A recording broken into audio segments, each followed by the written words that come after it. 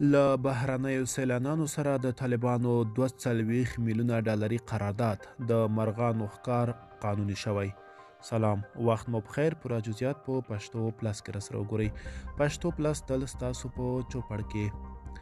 د طالبان د اطلاعاتو او کلتور وزارت وایي چې روان کال یې بهرنیو سیلانیانو سره د 240 میلیونه امریکایي ډالرو په ارزښت تړونونه لاسلیک کړي چې له مخې یې په افغانستان کې د ځینو مرغانو د قانوني ښکار زمینه برابروي.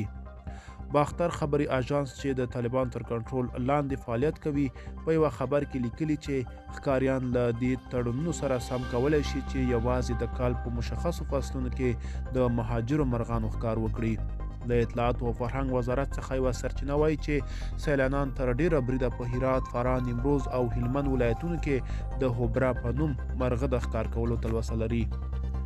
د دې سرچینې په وینا د دې لپاره چې په هیواد کې ښکار په قانوني توګه له تروریستي لاهویا او قوانینو سره سم وشي او د کرنې، اوبو لګولې او مالدارۍ وزارت او د چاپیریال ساتنې ادارې له قوانینو سره هم برابر وي، د یو شمېر هیوادونو ښکاریانو ته اجازه ورکول شوې چې افغانستان ته راشي او د کال په مشخصو فصلونو کې مسافر مرغان ښکار کړي.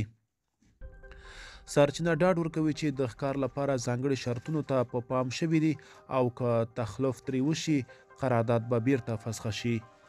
د طالبانو د اطلاعاتو او فرهنګ وزارت ویلي چې له بهرنیو ښکاریانو یې غوښتي چې یوازې هغه مرغان ښکار کړي چې له سایبریا څخه افغانستان ته راځي او هوبره نومیږي.